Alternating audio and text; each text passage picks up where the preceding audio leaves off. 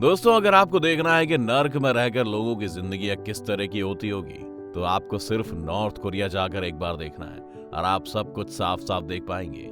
एक सनकी तानाशाह करोड़ों लोगों की जिंदगियों को कंट्रोल करता है। वो क्या खाएंगे, क्या पहनेंगे, कैसे दिखेंगे, किससे बात करेंगे, सब कुछ। और इसी वजह से हर साल खबरें आती हैं कि नॉर्थ कोरिया से भागकर लोग साउथ कोरिया या चीन आ गए हैं। लेकिन ये इतना आसान नहीं है। सिर्फ कुछ ही लोग इस काम में सफल हो पाते हैं और बाकी लोगों का क्या होता है ये कहने की जरूरत नहीं है। पर ऐसा क्यों है? आखिर क्यों नॉर्थ कोरिया से भागना इतना मुश्किल है? अगर आप भी जानना चाहते हैं तो बने रहिए वीडियो के अंत तक हमारे साथ। वीडियो शुरू होने से पहले चैनल को सब्सक्राइब करना और बेल आइकन दबाना ही मत भूलिएगा।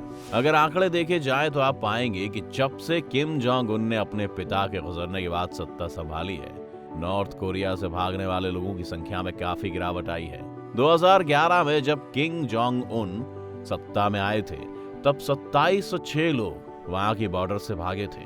अगले ही साल ये नंबर घटकर 1502 आ गया और 2019 में करीबन 1000 से ज्यादा लोग नॉर्थ कोरिया से भागे और 2020 में तो सिर्फ 229 ही लोग देश से भागने में कामयाब रहे। नॉर्थ कोरिया में न्यूज चैनल्स इसे किम जोंग उन की कमाल की लीडरशिप का परिणाम बताते हैं। उनके मुताबिक किम जोंग की लीडरशिप में नॉर्थ कोरिया ने इतनी तरक्की कर ली है कि कोई विदेश छोड़कर नहीं जाना चाहता है। पर सच इससे कई परे है।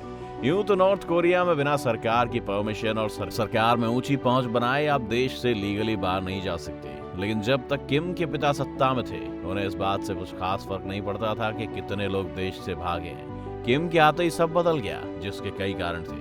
कहते हैं जब भी कोई बड़ा पेड़ गिरता है तो उसके आसपास की जमीन हिलने लगती है, और ये पेड़ था सालों से सत्ता में रहे किम के पिता। 2011 में नॉर्थ कोरिया में किम जोंग उन के अलावा सत्ता के और भी कई दावेदार थे। साथ में कई और परेशानियां थीं, जैसे हो सकता है नागरिक कोई विद्रोह छेड़ दें या फिर नॉर्थ कोरिया पर इंटरनेशनल दबाव बढ़ने लगे।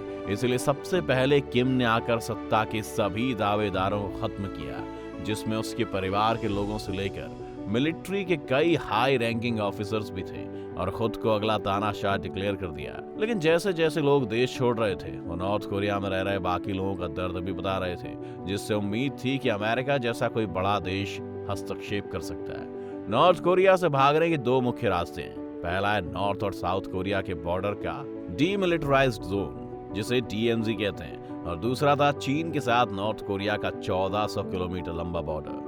किम के सत्ता में आते ही धीरे धीरे डीमिलिटराइज जोन पर सिक्योरिटी बढ़ाना शुरू किया गया और बॉर्डर पुलिस की जगह वहां पर आर्मी लगा दी गई। लेकिन इसमें भी परेशानी ये थी कि कई लोग इन सिपाहियों को घूस देकर वहां से बाहर निकलने का रास्ता खोज लेते थे। नॉर्थ कोरिया के सिपाहियों की हालत भी वहां की बाकी जनता से अच्छी नहीं है। वो भी रात दिन भरपेट खाने के लिए तरसते हैं, जिस वजह से इन सिपाहियों को पैसे के अलावा अगर कोई अनाज या कुछ भी दे दे तो वो सिपाही उन्हें बॉर्डर पार करवाने के लिए मान जाते थे।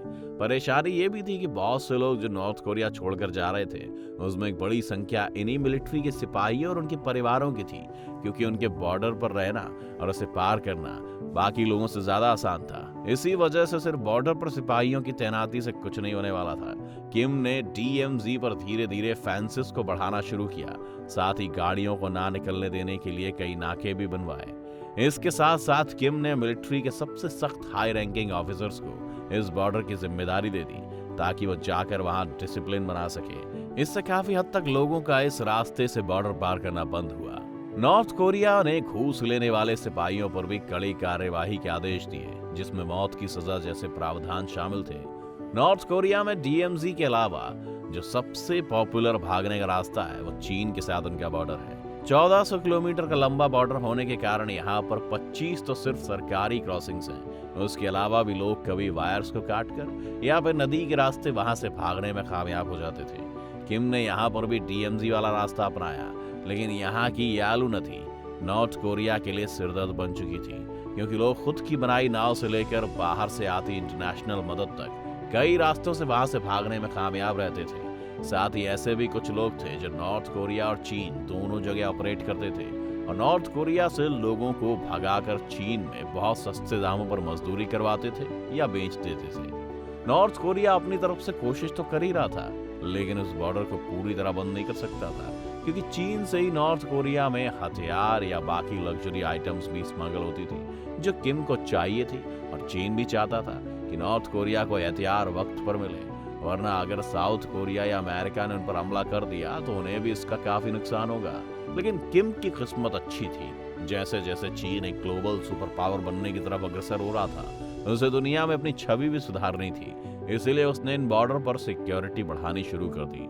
चीन की तरफ से भी इस बॉर्डर पर काफी ज्यादा मिलिट्री तैनात की गई और काफी हद तक घुसपैठ पर लगाम भी लगी। नॉर्थ कोरिया इसके अलावा अपने नागरिकों पर भी और ज्यादा सख्त हो गया, और अगर किसी को शक भी होता कि कोई इंसान आने वाले वक्त में देश से भाग सकता है तो ना सिर्फ उसे बल्कि उसके परिवार के 3 जनरेशंस को जेल में डाल दिया जाता। नॉर्थ कोरिया सरकार ने इन लोगों को ऐसे प्रिजन कैंप्स में डाल दिया जहां इनसे 18-18 घंटे मजदूरी करवाई जाती। साथ ही इन जेलों में कई दिनों तक बिना खाने पीने के साधनों और मेडिकल केयर के अभाव में लोग अपना दम भी तोड़ देते थे। और ऐसी कहानियों को जनता के सामने डर पैदा करने के लिए लगातार सुनाया जाता था। नॉर्थ कोरिया ने इन सब के अलावा एक और चीज की जिसकी किसी को उम्मीद नहीं थी। नॉर्थ कोरिया के ऑफिशियल्स बड़ी संख्या में उन लोगों से बात करने लगे जो देश छोड़कर जा चुके थे, और उन्हें अलग अलग ऑफर्स देने लगे, जिसमें से पहला था उनकी सजा को माफ कर देना। फिर कुछ लोगों को एक सरकारी घर देने से लेकर एक कैश रिवॉर्ड देने का भी प्रावधान था। अब आप सोच रहे होंगे कि कौन वापस एक बार भागने के बाद इस नर्क में वापस आना चाहेगा, पर ऐसा नहीं था। कई लोगों ने यह स्कीम चूज की और वो वापस नॉर्थ कोरिया आ गए। न सिर्फ नॉर्थ कोरिया ने अपना वादा निभाया, बल्कि ऐसे लोगों के इंटरव्यूज वहां के मीडिया में भी आने लगे। इन इंटरव्यूज में लोग बताते थे कि कैसे दुनिया के बाकी देश बहुत क्रूर हैं, और उन्हें भागने के बाद पता चला नॉर्थ कोरिया ही दुनिया का सबसे अच्छा देश है। अब सवाल ये है कि लोग वापस क्यों आए। इसके कई कारण थे। सबसे पहला कारण तो ये था कि नॉर्थ कोरिया से भागे लोग ज्यादातर अनपढ़ थे, उनके पास कोई खास स्किल भी नहीं थी। इसीलिए जब वो दूसरे देश में रहने गए तो शुरुआत में उन्हें सरकार की तरफ से वित्तीय मदद मिली, पर फिर उसके बाद उन्हें काम ढूंढने में काफी परेशानी होती थी, जिससे वो अपना गुजारा नहीं कर पा रहे थे। साथ ही उन्हें नॉर्थ कोरियन होने की वजह से बहुत जगहों पर डिस्क्रिमिनेशन और रेसिज्म का भी सामना करना पड़ता था। और अपना देश तो सभी को प्यारा होता है दोस्तों, फिर वो देश नॉर्थ कोरिया ही क्यों ना हो। और इन लोगों ने सोचा कि जब यहाँ भी भूखे ही मरना है और इसी तरह जीना है तो क्यों ना उसी देश में चला जाए जहाँ वो पैदा हुए। इसीलिए कई लोग वापस भी आ गए। हाल के लॉकडाउन में सरकार ने काफी ज्यादा मूवमेंट भी रेस्ट्रिक्ट कर दी थी, और ये भी वजह रही कि नॉर्थ कोरिया से 2020 में सिर्फ 229 लोग ही भागे। आगे नॉर्थ कोरिया का क्या होगा कोई नहीं जानता। आपको क्या लगता है, क्या इन लोगों का नॉर्थ कोरिया वापस आने का फैसला सही था? हमें कमेंट्स में जरूर बताएं। साथ ही ये वीडियो पसंद आने पर वीडियो को लाइक और चैनल को सब्सक्राइब करना ना भूलें।